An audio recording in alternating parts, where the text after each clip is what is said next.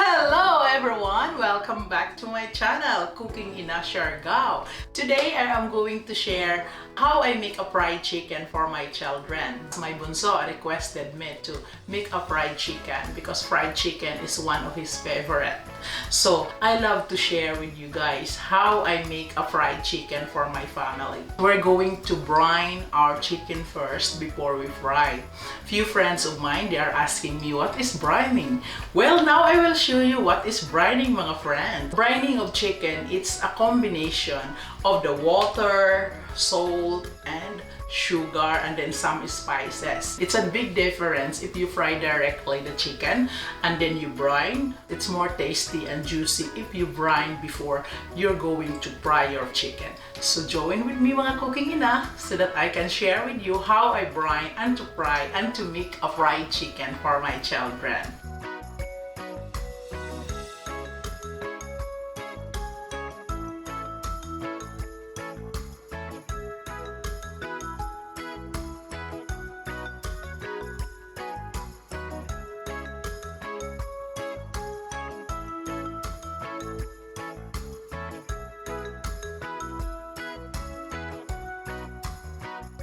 So now, with additional water, mga cooking ina, you estimate na the water you're going to put it into your mixture. So we do like this, mga cooking ina, to our brine water. We make it sure that our chicken is covered by the water, mga cooking ina. So we just do like this. And now, mga cooking ina, we brine this one at least 4 hours. Or you can make it for overnight if you are maisip mo na you're going to make fried chicken tomorrow at night before you're going to bed. You can brine the chicken. And then tomorrow morning or lunch, you can make a fried chicken. We're going to cover this and then we put it in our fridge. So we're going back after 4 hours, mga cooking ina.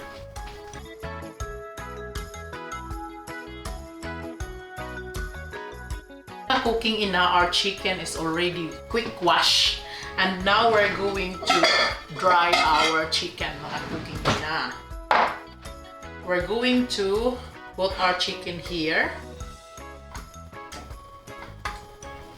I do like this. I need to dry with a kitchen paper, mga cooking ina. We do like this.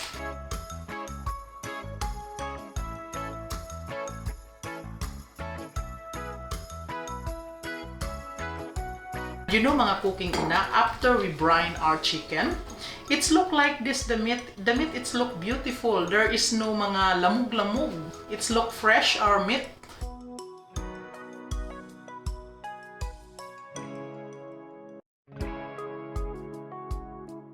Now our chicken, we dry, and then we're going to braid our chicken with our homemade breading mix, mga cooking ina. I need to use gloves when I braiding so that it's not lot of powder in my hands. Mga cooking ina, in our breading, mga cooking ina, we need cornstarch. It's only cornstarch I'm using in my breading. I'm not using flour. With cornstarch, it's good to breading. So in this one, because I have 2 kilos of chicken, I'm going to use 1.5 cups of cornstarch. So that's 1.5 because this measurement is only half cup, mga cooking ina. Then we're going to put our ground white paper in our breading. Then the salt. This one, it's 1 teaspoon of salt because our chicken is already salted, so little bit of salt. And then the paprika powder, garlic powder, so that it's more tasty our breading mix. So we mix well, mga cooking ina, like this.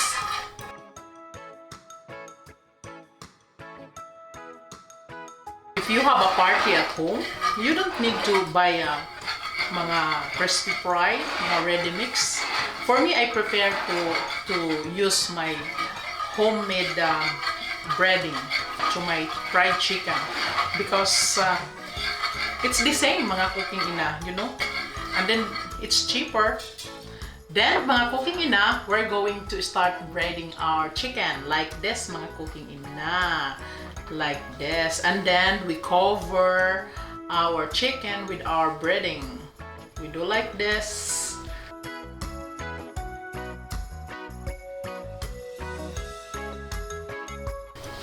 Next, mga cooking ina, we do like this. We do the same, and then we cover our chicken with our breading mix, mga cooking ina.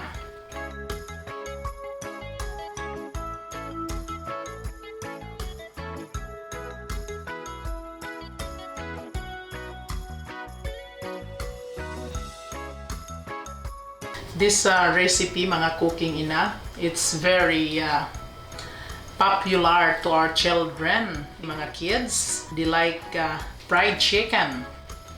And then when we fry in this mga cooking ina, we're going to start also to make our mushroom sauce, mga cooking ina, for our chicken.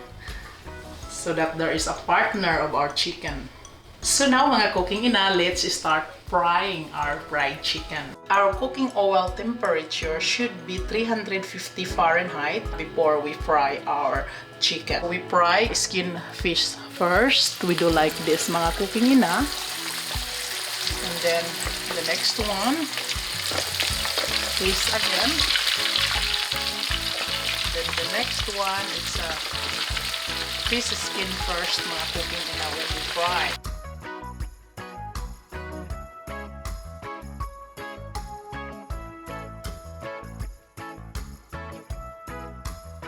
And now, mga cooking ina, we're going to turn our chicken. We always watch out to avoid burning. And now, mga cooking ina, while we're waiting our fried chicken, we're going to start making our mushroom sauce for our fried chicken, mga cooking ina. Our ingredients for our mushroom sauce are butter, mushroom, I chop in this one like this,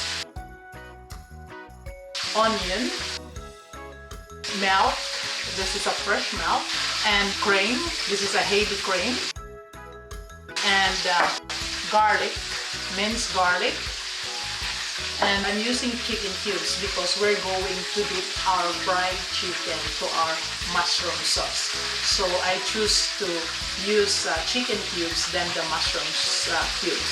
So now mga cooking ina, let's cook our mushroom sauce for our fried chicken. We're going to heat our pot. Then we're going to put our butter, mga cooking ina. Butter is giving more flavor to our mushroom sauce. Then we're going to put our chopped onion. Tigisa muna natin yung ating onions, mga cooking ina. If it's low cook our onion, we're going to put our minced garlic. After this, we're going to put our mushroom. I need more butter. My family loves butter. And butter is good because it's giving more flavor to our cooking. It's very easy and quick to make a mushroom sauce, mga cooking ina. And then our children will be happy if there is sauce in their food. Then we're going to put our milk. This is a fresh milk, mga cooking ina. So we do like it. That's 1 cup of milk. After we put a milk, we're going to put our chicken cubes. So we mix well, mga cooking ina, until our chicken cube will melt, mga cooking ina. And then we let all our ingredients boil for like 1 minute, mga cooking ina. We're going to put a teaspoon of cornstarch as well so that it will be creamy, mga cooking ina. We mix it in our 1/4 cup of milk. We melt our cornstarch here. So we mix well in this. We're going to mix in this one here slowly, mga cooking ina, like this. We estimate, mga cooking ina, the necessary that we need. So now our mushroom sauce is on ready. And then the last one, mga cooking ina, we're going to put our brine to our mushroom sauce. You do like this, mga cooking ina? Boy, really, mga cooking ina, it's look very good, our mushroom sauce. I'm sure our children will be happy with this, mga cooking ina, with the fried chicken. And now, mga cooking ina, we're going to test our mushroom sauce. So, try. Very good. Perfect, mga cooking ina. It's tasty. Very lamig. So now our mushroom sauce is ready for our fried chicken, mga cooking ina. And then we check our fried chicken. You see that, mga cooking ina? It's brown, it's golden brown, and look crunchy. And it is crunchy, mga cooking ina, I promise you. We will try this later. And then, if you notice our chicken is floating in our cooking oil, it means our chicken is ready. We're going to pull out from the oil.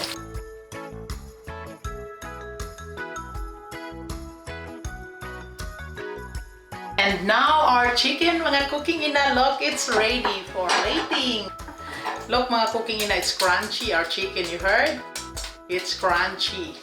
And I'm going to plate this, mga cooking ina, together with you, mga cooking ina. We're going to put our mushroom sauce. Look, it's good to partner our chicken, fried chicken, mga cooking ina.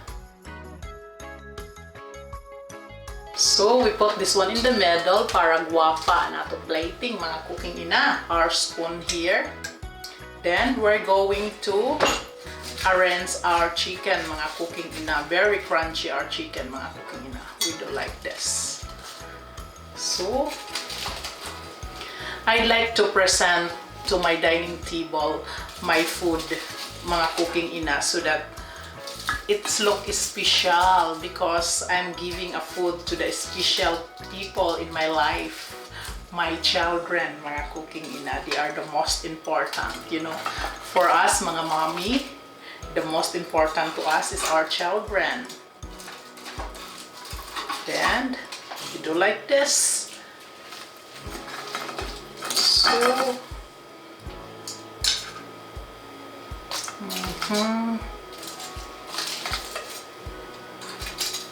done. Very crunchy, mga cooking ina. You heard that? Very crunchy, mga cooking ina. So that it's more look beautiful, we additional garnish our chicken.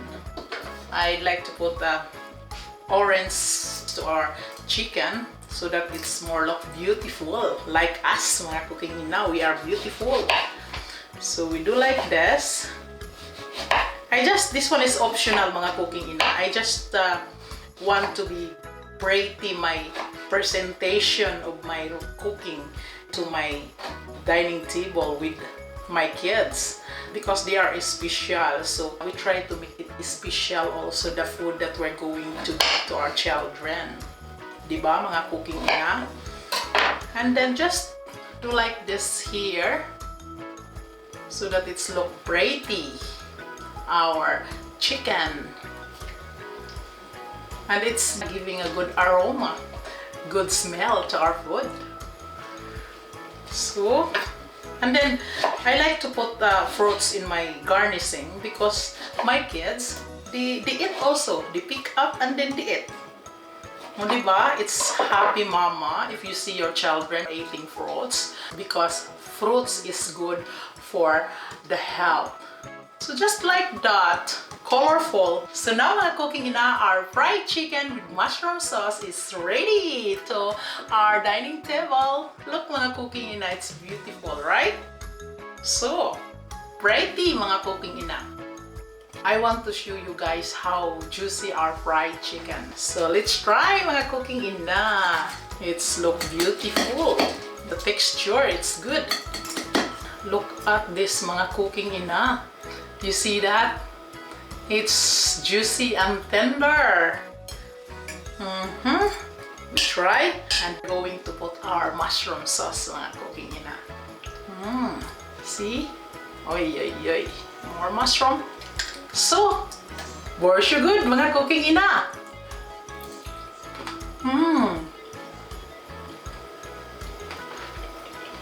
Super kalamit, mga cooking ina.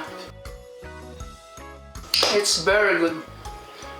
I hope, mga cooking ina, you will try this dish to your family as well.